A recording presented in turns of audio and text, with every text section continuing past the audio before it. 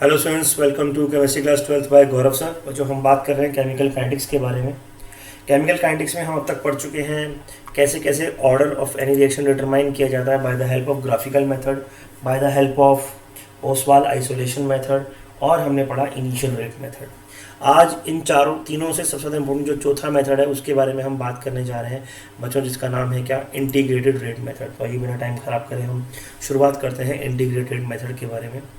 Hello खुशी। तो क्या होता है इंटीग्रेटेड रेट मेथड, इसको हम समझते हैं। हेडिंग डालेगा बच्चों, इंटीग्रेटेड रेट इक्वेशन। जैसा कि मैंने आपको पहले भी बताया था, ये बहुत ज़्यादा इंपॉर्टेंट है और इस पर क्वेश्चन हर हाल में बनता ही बनता है बोर्ड एग्जाम्स के अंदर। तो आपको ये टॉपिक बहुत ढंग से समझना है, integrated rate method. Hello Tanvi. अब इंटीग्रेटेड रेट मेथड में हम क्या करेंगे, हर ऑर्डर के बारे में बात करेंगे, अलग अलग ऑर्डर्स के बारे में बात करेंगे। ये जो मेथड है ये बेसिकली क्या करता है, ये इंटीग्रेशन के बेसिस पर, जो आपने कैलकुलस वगैरह मैथ्स में पढ़ा होगा उसके बेसिस पर किसी भी ऑर्डर ऑफ रिएक्शन के लिए रेट इक्वेशन बनाने में मदद करता है। तो वो क्या है वो हम समझते हैं बच्चों। हेड डालेंगे zero order reaction. Zero order reaction के लिए इंटीग्रेटेड रेट मेथड के बारे में बात करते हैं, बहुत इंपॉर्टेंट है जीरो ऑर्डर रिएक्शन। ठीक है, प्रथम तन्वी समझ में आ रहा बेटा। Zero order reaction, zero order reaction, मान लीजिए आपके पास कोई रिएक्शन है, ए गिव्स प्रोडक्ट। तो जीरो ऑर्डर रिएक्शन का रेट क्या होगा या उसका इंस्टेंटेनियस रेट क्या होगा, कैसे डिफाइन करेंगे, तो वो हम लिखेंगे क्या, हम लिखेंगे जीरो ऑर्डर रिएक्शन का इंस्टेंटेनियस रेट, क्योंकि कंसंट्रेशन ऑफ ए कम हो रहा है तो minus D A upon D T will be equals to are.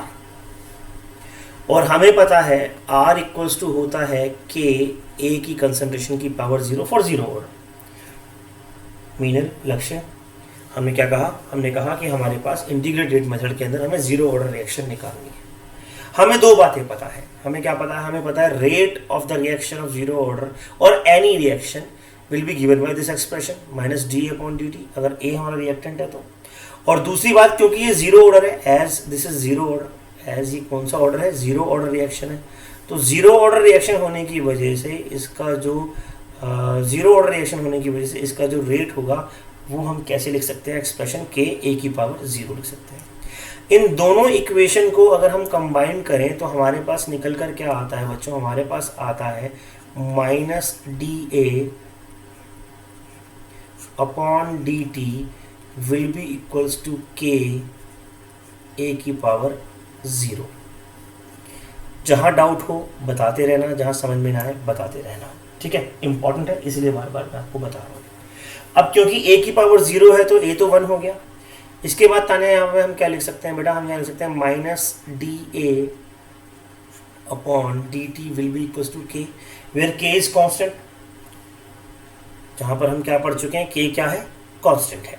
ठीक है जी, ठीक है जी। तो के हमें पता है क्या, के हमें पता है कांस्टेंट है, constant of order of reaction है, रेट ऑफ रिएक्शन का कांस्टेंट है। अब हम क्या करेंगे, अब हम इसमें इंटीग्रेट करेंगे दोनों साइड पर। लेकिन उसे करने से पहले हम क्या लिख सकते हैं, हम लिख सकते हैं, देखिएगा ध्यान से, हम इस फॉर्मूले को लिख सकते हैं डी ए, बहुत ध्यान से समझना, equals to minus K D T, D A equals to minus K D T. ठीक है ना। पर अदरवाइज बेटा इसको फिर दोबारा देखने लगे, मैं तीसरी बार रिपीट कर रहा हूँ अच्छे से, माइनस के डी टी। ठीक है जी। अब हम क्या करेंगे, इंटीग्रेट करेंगे on integrating both side, on integrating both side. और बच्चों साथ साथ कॉपी करते रहे क्योंकि एग्जाम में डेरिवेशन भी आ जाते हैं। हालांकि डेरिवेशन के आने के चांसेस कम रहते हैं, पर फिर भी मैं आपको यही सलाह दूंगा कि आप डेरिवेशन भी इसका क्या करें, साथ साथ नोट करें, क्योंकि ये इंपॉर्टेंट है, आपको सीखने में मदद करेगा। अब इंटीग्रेशन करने पर अगर हम यहाँ पर इंटीग्रेट करते हैं तो हमें लिमिट्स लेनी पड़ेगी, तो लिमिट्स भी ले लेते हैं हम यहाँ पर, जीरो टाइम जीरो से ले लेते हैं एच वी लिमिट। तो यहाँ पर मुझे बताइएगा, अगर मैंने कहा कि मुझे इसको इंटीग्रेट करना है, इस इक्वेशन को, जैसे दिस इक्वेशन वन, इस इक्वेशन वन को इंटीग्रेट करना है, तो उसके बाद इंटीग्रेट करके हमारे पास क्या आंसर आएगा, हाँ, कुछ लोगों का सही आंसर आया है, बिल्कुल सही आंसर आया है, यस टी आया है यहाँ पर। चलिए देखिएगा, तो हमने क्या करा ऑन इंटीग्रेशन, हमारे पास आंसर आ जाएगा बच्चों A concentration of A equals to minus K T plus I. Now anybody can explain me what is I? Exam में आता है question what is I, maths में आता है जल्दी। It is the constant of, मालूम है किसी को?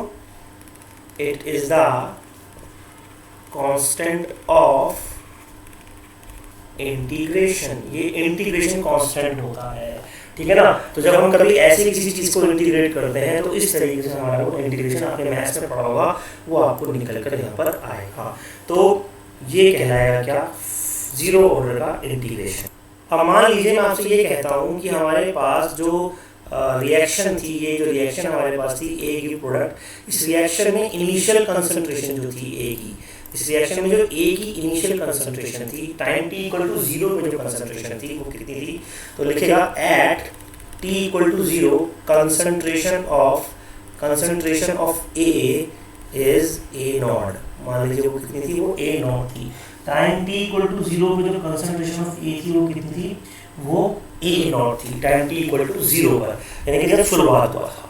तो अगर मैं ये वाली वैल्यू इस इक्वेशन में पुट कर दूं, अगर मैं ये वाली वैल्यू इस इक्वेशन में पुट कर दूं, तो मेरे पास आंसर क्या आएगा बच्चों? ध्यान से देखिएगा, क्योंकि कंसंट्रेशन ए नोड है तो मैं यहाँ लिखूंगा ए नोड इक्वल्स टू माइनस के, और टाइम कितना है? टाइम है 0 इंटू 0 प्लस आई। तो भैया आई की वैल्यू क्या आई? तो आई की वैल्यू क्या आ गई? आई की वैल्यू आ गई ए नॉट। आई की वैल्यू क्या आ गई? ए नॉट। सो आई की वैल्यू यहाँ आ जाती है क्या? ए नॉट। अब बस हमारे पास फॉर्मूला निकल आया क्या? हमारे पास फॉर्मूला निकल कर आ गया बच्चों, A equals to minus K T plus A naught. A equals to minus K T plus A naught. और हम क्या कह सकते हैं? और हम कह सकते हैं के टी इक्वल्स टू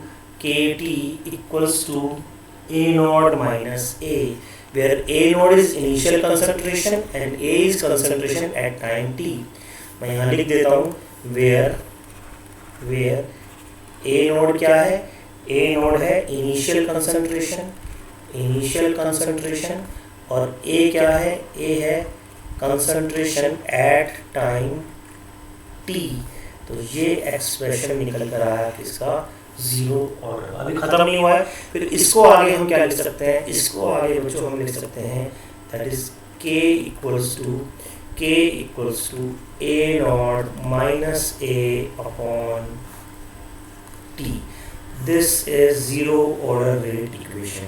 ये कहलाती है जीरो ऑर्डर की रेट इक्वेशन।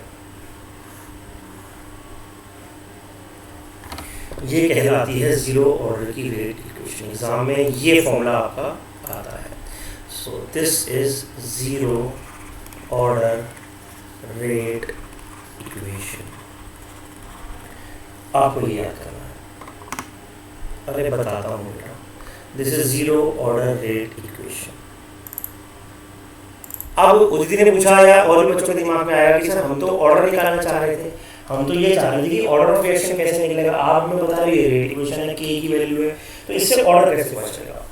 देखो हम जो वैल्यूज पढ़ रहे हैं हम करना क्या है? मान लो हमें कोई रिएक्शन दी हुई है, एक्स गिव्स प्रोडक्ट, और तुम क्या करते हो? तुम उसकी इनिशियल कंसंट्रेशन नापते हो एक्स नॉट, तुम उसकी इनिशियल कंसंट्रेशन नापते हो एक्स नॉट, और तुम उसकी फाइनल कंसंट्रेशन नापते हो एक्स अपॉन टाइम टी लगाते हो, तो तुम्हारे पास के की वैल्यू आएगी। फिर आप क्या करते हो? इनिशियल कंसंट्रेशन चेंज कर देते हो, टाइम भी चेंज कर देते हो, फिर फाइनल कंसंट्रेशन नापते हो तो भी के की एक वैल्यू आएगी। फिर आप क्या करते हो? इनिशियल कंसंट्रेशन तीसरी बार फिर चेंज कर देते हो, फाइनल कंसंट्रेशन फिर चेंज कर देते हो, टाइम भी चेंज कर देते हो, फिर के की वैल्यू आएगी। यानी कि आप अलग अलग एक्सपेरिमेंट्स के रन पे अलग अलग तरीके से के की वैल्यू निकालते हो। अगर हर बार के की वैल्यू इस फॉर्मूले में रखने पर सेम आ रही है, अगर हर बार के की वैल्यू इस फॉर्मूले में रखने पर सेम आ रही है, तो फिर ये वाली रिएक्शन जीरो ऑर्डर कहलाएगी, वरना ये जीरो ऑर्डर नहीं कहलाएगी। फिर हमें क्या करना पड़ेगा? फिर हमें फर्स्ट ऑर्डर रिएक्शन को ट्राई करना पड़ेगा। तो अब हमें किसके बारे में बात करनी है, अब हमें फर्स्ट ऑर्डर रिएक्शन के बारे में बात करनी है कि अगर ये वाली वैल्यू हर बार सेम नहीं आ रही है, अलग अलग वैल्यूज रखने पर के की कांस्टेंट की वैल्यू सेम नहीं आ रही, तो इसका मतलब फिर वो रिएक्शन जीरो ऑर्डर रिएक्शन नहीं है। तो कौन सी है, हमें आगे चेक करना पड़ेगा। This is very important, you can ask any doubt you want right now. आगे बढ़ते हैं, बात कर रहे हैं किसके बारे में, फर्स्ट ऑर्डर के बारे में बात कर रहे हैं। तो फर्स्ट ऑर्डर रिएक्शन हम समझते हैं क्या हो सकती है, लेकिन उससे पहले कुछ चीज़ें रह गई हैं, तो जीरो ऑर्डर के बारे में कुछ बातें और करनी है। मैं पहले वो बातें भी आपसे करना चाहूँगा, फर्स्ट ऑर्डर पे आगे बढ़ते हैं बाद में। अब इसमें आप साथ साथ नोट करते जा रहे होंगे, मैं उम्मीद कर रहा हूँ आप लोगों से। अब इसमें मान लो मैं तुमसे ये कहता हूँ कि एक टाइम आया, ज़ीरो ऑर्डर की ही बात कर रहा हूँ मैं अभी फ़िलहाल। ज़ीरो ऑर्डर में मैंने कहा कि भाई ए की इनिशियल कंसंट्रेशन थी कितनी, ए नोड। ए नोड क्या है, ए नोड एक इनिशियल कंसंट्रेशन ऑफ ए है। ए नोड क्या है, इनिशियल कंसंट्रेशन है, इनिशियल कंसंट्रेशन है ए नोड। मैंने कहा कि भाई time t equals to T पर, time t equals to T पर जो कंसंट्रेशन है वो हाफ रह गई। तो कंसंट्रेशन कितनी हो गई, ए नोड बाय 2। तो ये जो टाइम है ना बच्चों t, ये कहलाता है हाफ टाइम। क्या कहलाता है, हाफ टाइम। और इसको हम डिनोट करते हैं किससे, t1/2 से।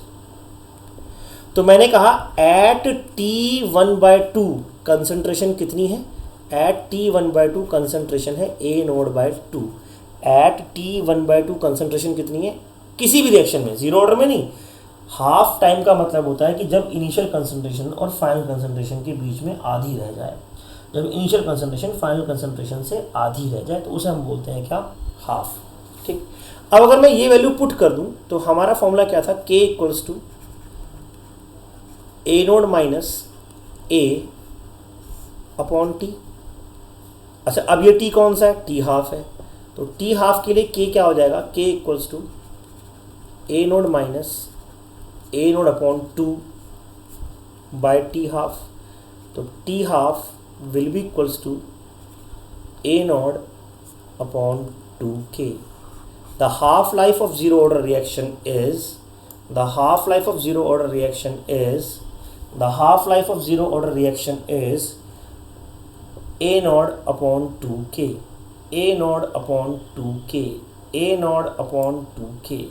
ये हाफ लाइफ का फॉर्मूला कहलाता है। हाफ लाइफ माने, हाफ लाइफ माने जब कंसंट्रेशन आधी रह जाए, हाफ लाइफ माने जब कंसंट्रेशन आधी रह जाए, तो ये कहलाती है हाफ लाइफ। ये फर्स्ट ऑर्डर में भी आएगा, सेकंड ऑर्डर में भी आएगा, सब में आएगा। तो ये क्या कहलाता है, हाफ लाइफ कहलाता है। आई बात समझ में, क्या कहलाएगा, हाफ लाइफ कहलाएगा। बोलिए।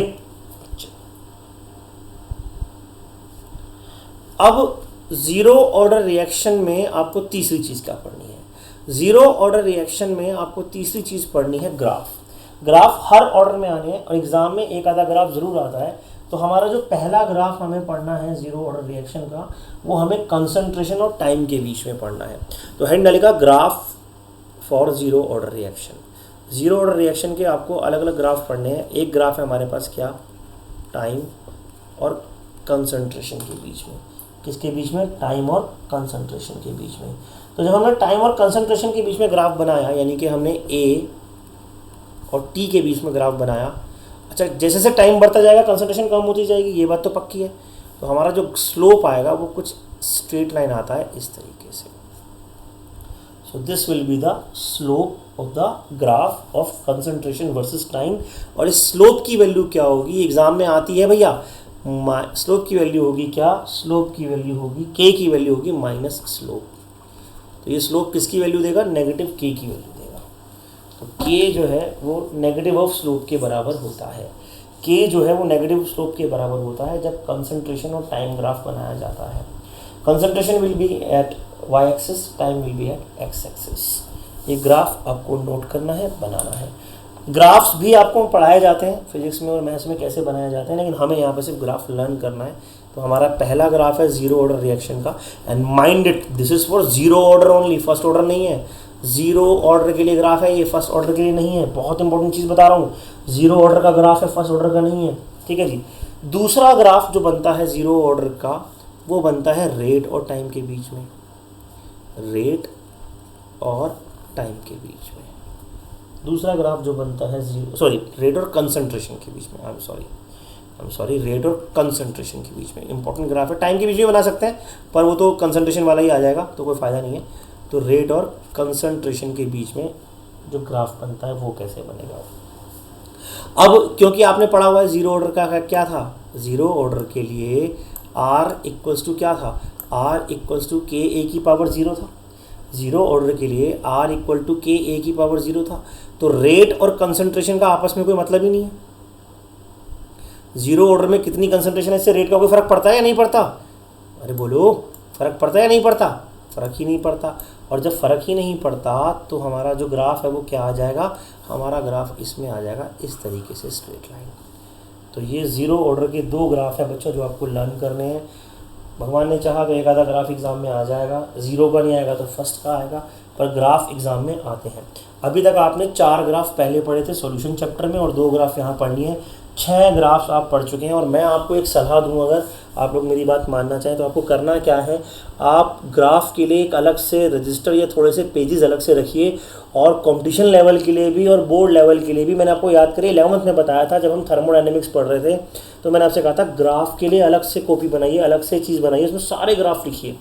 पहले दिन से आप जितने भी ग्राफ बना रहे हैं वो सब उसमें लिखिए, क्योंकि कम से कम 15 से 20 ग्राफ हैं जो आपके कोर्स में हैं, और उनमें से कोई ना कोई एक आधा ग्राफ स्कूल बोर्ड एग्जाम्स में और एक से ज़्यादा ग्राफ कंपटीशन एग्जाम में आते हैं केमिस्ट्री के अंदर। तो अगर आप केमिस्ट्री में केवल वो 15-20 ग्राफ ही पढ़ लेते हैं तो आपका 2 क्वेश्चन तो कंपटीशन एग्जाम के क्लियर हो गए, समझ लो। तो ये तो बहुत इंपॉर्टेंट चीज़ है, ठीक है। तो हमने ज़ीरो ऑर्डर के बारे में क्या क्या पढ़ा बच्चों, फिर से देख लेते हैं। हमने ज़ीरो ऑर्डर के बारे में पढ़ा कि ज़ीरो ऑर्डर रिएक्शन की ये इक्वेशन है, that is K equals to A naught minus A upon T. Zero order की रिएक्शन है K equals to A naught minus A upon T. फिर हमने पढ़ा ज़ीरो ऑर्डर का हाफ टाइम क्या होता है, ज़ीरो ऑर्डर का हाफ टाइम होता है ए नोड अपॉन 2k, यानी कि ज़ीरो ऑर्डर का हाफ टाइम इनिशियल कंसंट्रेशन पर डिपेंड करेगा। ये बात भी चाहो तो अलग से नोट करके लिख लो, the half life of zero order does not depend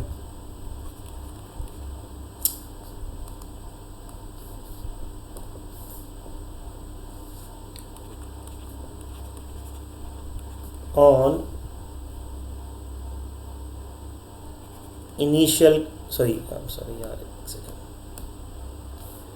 on final concentration. It does depend upon only initial concentration. और फिर हमने तीसरी चीज़ पढ़ी, यानी कि हमें 3 चीज़ें पढ़नी है हर ऑर्डर में। हमने तीसरी चीज़ पढ़ी क्या, ग्राफ्स पढ़े जीरो ऑर्डर के कंसंट्रेशन और टाइम के बीच में, और हमने ग्राफ पढ़ा किसका, रेट और कंसंट्रेशन। तो रेट और कंसंट्रेशन का ग्राफ तो सिंपल ग्राफ है, क्योंकि rate does not depend upon concentration, कहानी खत्म हो गई। और अगर कंसंट्रेशन और टाइम की बात करें तो उसका नेगेटिव स्लोप मिलेगा, क्या, के की वैल्यू देगा। तब के की value is negative of slope, slope की जो नेगेटिव वैल्यू आएगी वो के की वैल्यू कहलाएगी। Any doubt in this? First order reaction फिर से वही है, कौन सी, क्या, ए गिव्स प्रोडक्ट। रिएक्शन फिर से हमारे पास कौन सी है, ए गिव्स प्रोडक्ट। अब हमें पता है यहाँ पर भी क्या होगा, यहाँ पर भी हमारे पास होगा R equals to minus D A upon D T, और हमें पता है आर क्या होगा, माइनस के, सॉरी माइनस क्यों आएगा यहाँ, माइनस क्यों आएगा यहाँ, तो माइनस नहीं आएगा। Are equals to K A की power 1, are equals to K A की पावर 1, ठीक है ना। अब हम दोनों आर को बराबर रखते हैं, एक दूसरे के इक्वल रखते हैं दोनों इक्वेशन को, तो हमारे पास क्या आ जाता है, minus D A upon D T equals to K A, equals to K A, equals to K A. Any doubt?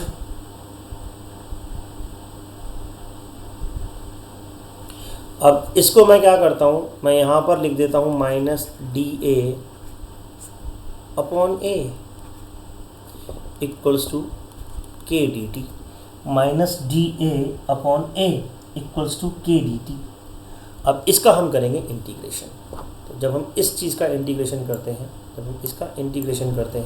हमें क्या मिलता है, ऑन इंटीग्रेशन, लेट्स से ये इक्वेशन 1 है यहाँ पर, of equation 1, on integration of equation 1 हम क्या करेंगे, मैं इंटीग्रेशन भी करके दिखा देता हूँ आप। माइनस इंटीग्रेशन का निशान होता है, जिन बच्चों को नहीं पता है बेचारे बायो वाले, D A upon A equals to, क्योंकि के कांस्टेंट है तो के का इंटीग्रेशन नहीं होना है, तो के इंटीग्रेशन डी टी, के इंटीग्रेशन डी टी। हाँ जी, क्या आंसर आएगा इसका इंटीग्रेशन करके, कौन बताएगा? Yes, that is the right answer Uditi, that is the right answer. Minus log लगाना था, तो हम यहाँ पर क्या करेंगे, इसका आंसर निकल कर आएगा माइनस लॉग बेस एन, इसको एल एन भी लिख देते हैं कुछ लोग, minus log base N A, minus log base N A equals to K T plus I, equals to K T plus I, again where I is what, I is integration constant, I एक integration का constant है। ठीक है जी, फिर से at time T equal to zero, at time T equal to zero जो concentration होगी वो क्या होगी, वो ए नोड होगी, the concentration will be A naught, the concentration will be A naught. तो हम क्या करते हैं, time T equal to zero रखते हैं, और जैसे हम time T equal to zero रखते हैं तो हमारे पास आई की वैल्यू कितनी आ जाती है, माइनस लॉग बेस एन, देखिएगा मैं रख के दिखाता हूँ, माइनस लॉग बेस एन, अब मैं लिखूँगा ए नोड क्योंकि time T equal to zero है, equals to K into zero plus I, तो आई की क्या वैल्यू आई, आई की वैल्यू आई minus log base N A naught, minus log base N A naught, any doubt, minus log base N A naught. अब ये value फिर वापस हम रखते हैं किसके अंदर, अपनी इक्वेशन के अंदर, इस वाली इक्वेशन के अंदर ये वाली वैल्यू पुट करेंगे तो हमारे पास क्या आ जाएगा बच्चों, minus log base N A will be equals to K T plus log base N A naught, plus log base N A naught. हाँ जी, ठीक है जी। अब इसको सॉल्व करेंगे फर्दर, तो मैं इस log base N A naught और minus log base N A naught को फर्दर सॉल्व करने की कोशिश करता हूँ। तो हमारे पास क्या आ जाएगा, हमारे पास आ जाएगा K T equals to log base N A naught minus log base N A, अच्छा log X minus Y, log X minus log Y बराबर होता है, आपको पता होगा, लॉग एक्स अपॉन वाई। तो हम लिख देते हैं क्या, यस ऑफ कोर्स,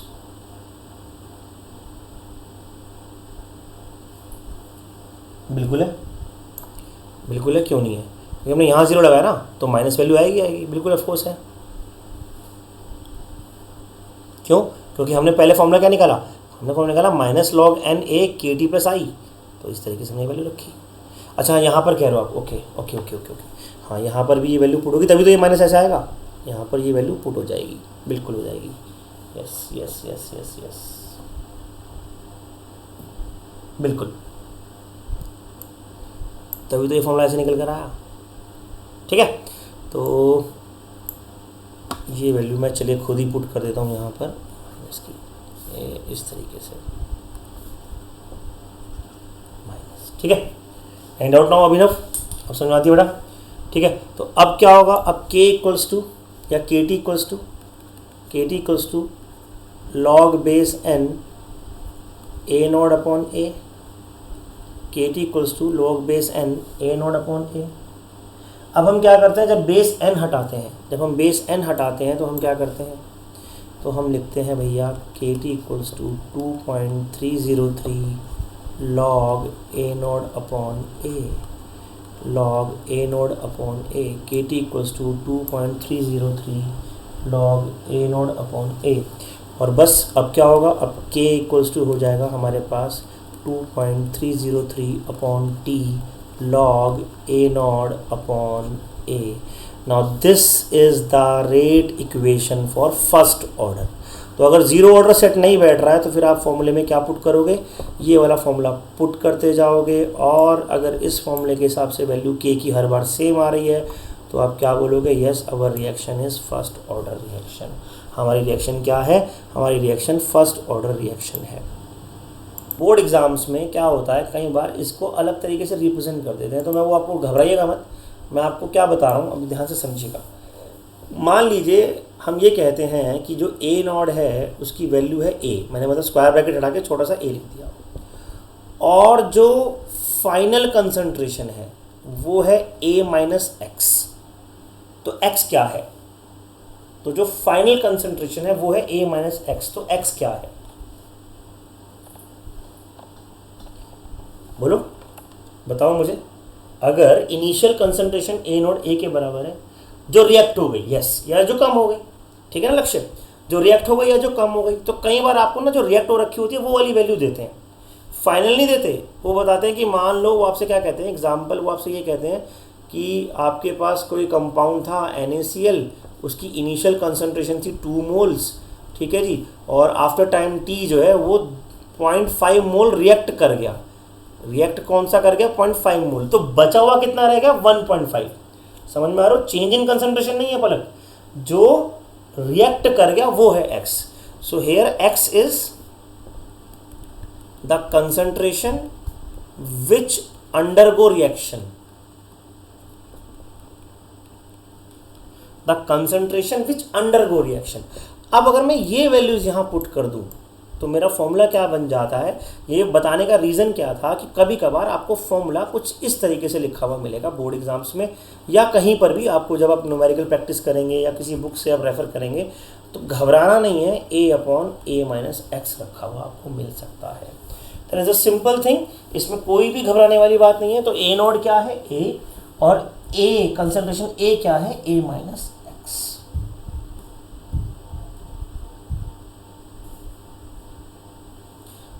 अब बात करते हैं किसके बारे में? अब बात करते हैं पहले इसके ग्राफ के बारे में। फर्स्ट ऑर्डर के ग्राफ बनाएंगे, ठीक है जी। तो लिखेगा ग्राफ फॉर फर्स्ट ऑर्डर। हमारा अब टॉपिक आ गया अगला, क्या? Graph for first order. Graphs for first order. First order के ग्राफ क्या क्या होंगे? अभी इसमें न्यूमेरिकल भी करने हैं हमें, बहुत सारे न्यूमेरिकल हैं। अच्छा, ये चैप्टर इजी है एज़ कम्पेयर टू अगर आप बात करें इलेक्ट्रोकेमिस्ट्री के, तो मुझे ये चैप्टर ऐसा लगता है कि बच्चों को ज़्यादा इजी पड़ता है, क्योंकि लॉन्ग टर्म में देखा जाए तो इससे क्वेश्चन आप आसानी से कर पाते हो। एनीवे तो पहला ग्राफ बनेगा अगेन कंसंट्रेशन में और टाइम के बीच में, लेकिन बस फ़र्क क्या आ जाएगा यहाँ पर, हम खाली कंसंट्रेशन नहीं ले सकते, क्योंकि पिछली बार तो जीरो ऑर्डर में तो खाली कंसंट्रेशन था, लेकिन अब की बार क्या करना पड़ेगा आपको? लॉग बेस n लेना पड़ेगा। कंसंट्रेशन की जगह आपको क्या लेना पड़ेगा? Log base n concentration. तो कंसंट्रेशन की जगह क्या लेंगे? Log base n concentration. तो आपको सेम स्लोप मिलेगा इस तरीके से, और k की वैल्यू क्या हो जाएगी? माइनस स्लोप हो जाएगी। तो ये है हमारा क्या? ये है हमारा पहला graph of first order reaction.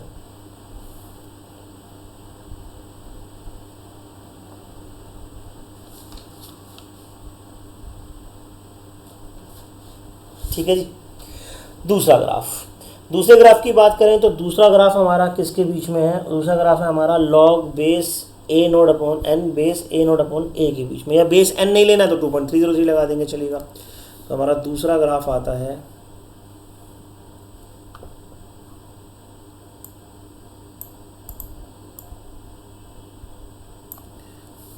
किस किस के बीच में, ध्यान से देखिएगा।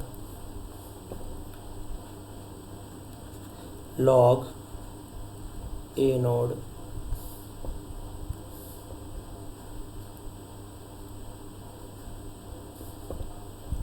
अपॉन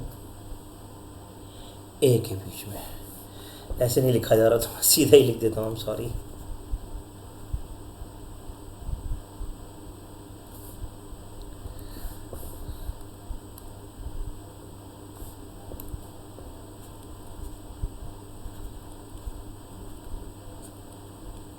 और किसके बीच में? और टाइम के बीच में। जब ये ग्राफ बनाएंगे आप, तो ये ग्राफ आएगा बच्चों कैसा? ये इस तरीके से आएगा, स्लोप आएगा। और इसका जो स्लोप होगा, इसका जो स्लोप होगा वो क्या वैल्यू देगा? इसका स्लोप वैल्यू देगा minus k upon 2.303, minus k upon 2.303, minus k upon 2.303। तो ये दो ग्राफ हैं बच्चों, ये दो ग्राफ हैं जो आपको पढ़ने हैं, किसमें? फर्स्ट ऑर्डर में।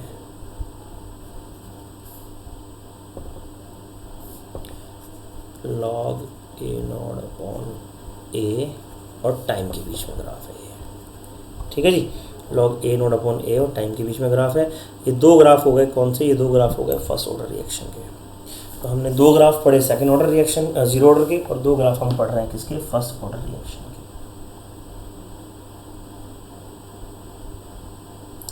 ठीक है जी। अब बात करते हैं इसके भी हाफ लाइफ के बारे में कि इसमें हाफ लाइफ क्या होगा। अगेन हाफ लाइफ क्या हो जाएगा, अगेन हाफ लाइफ क्या हो जाएगा, T1/2। तो हम बात कर रहे हैं half life of first order का। हाफ लाइफ बच्चों ज़्यादा इंपॉर्टेंट है, जीरो ऑर्डर से बता रहा हूँ मैं तुम्हें। अगर हाफ लाइफ पे क्वेश्चन बनते हैं तो चांसेस ज़्यादा क्या रहते हैं, चांसेस ज़्यादा रहते हैं फर्स्ट ऑर्डर के क्वेश्चन आने के as compare to zero order. Half life of first order का मतलब क्या हुआ कि अगर मान लीजिए इनिशियल कंसंट्रेशन है हमारे पास, क्या इनिशियल कंसंट्रेशन है हमारे पास ए नॉट, तो फाइनल क्या हो जाएगी, फाइनल कंसंट्रेशन हो जाएगी ए नॉट बाय 2। तो बस ये वैल्यू पुट करेंगे, किस में पुट करेंगे बेटा, ये वैल्यू पुट करेंगे k equals to 2.303 upon T log, अच्छा टी की जगह आप क्या रख रहा हूँ, टी हाफ रख रहा हूँ, A naught upon A naught by 2। इसमें x बता सकते हो क्या होगा, अगर ए नॉट ए है तो x क्या होगा, x a/2 हो जाएगा, आधा रिएक्ट हो गया ना, तो x क्या हो गया, a/2 हो जाएगा, याद रखना, ठीक है। ऐसा भी एग्जाम में आ सकता है। बस अब क्या करेंगे, अब बहुत इंपॉर्टेंट कॉन्सेप्ट अब आ रहा है इसका, हाफ लाइफ का। क्यों इंपॉर्टेंट है बता रहा हूँ मैं तुम्हें। तो अब हम क्या कहेंगे, हम कहेंगे k इक्वल्स टू, हम कहेंगे k equals to 2.303 upon, Meenal समझ में आ रहा है बेटा, टी हाफ लॉग, ये कट जाएगा a से a लॉग 2। लॉग 2 की वैल्यू आप लोग बड़ी भांति जानते होंगे, क्या होती है लॉग 2 की वैल्यू, 0.3010, ठीक है ना। तो k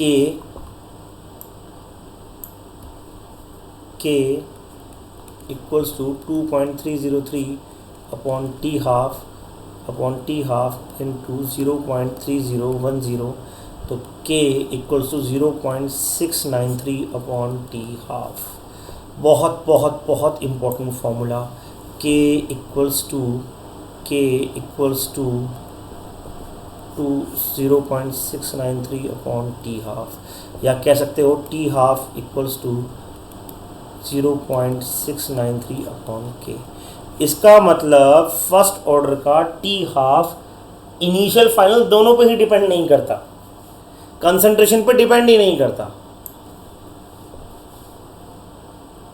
हम क्या बोलेंगे,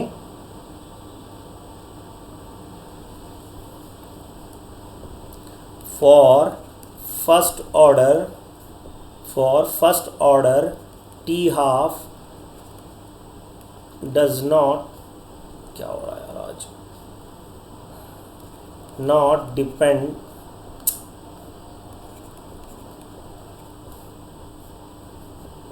ऑन कंसंट्रेशन ऑफ रिएक्टेंट की कंसंट्रेशन पे ही डिपेंड नहीं कर रहा।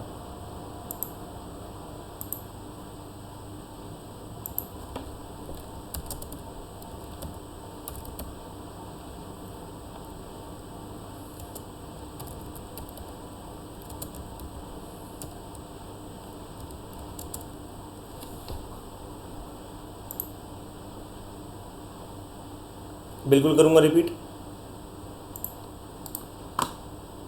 अच्छा खैर, तो हमने क्या कहा अभी, फर्स्ट ऑर्डर में कंसंट्रेशन पर डिपेंड नहीं करता। इसका मतलब क्या है, तो मान लीजिए मैंने कहा कि मेरे पास कोई सब्सटेंस है और वो 10 kg है शुरू में, चल कोई बात नहीं, वो 10 kg है शुरू में और 2 घंटे बाद वो 5 kg रह गया।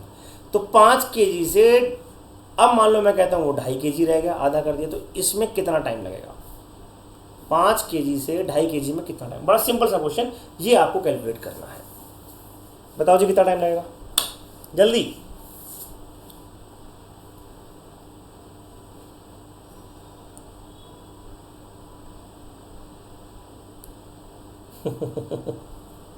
जल्दी, यस।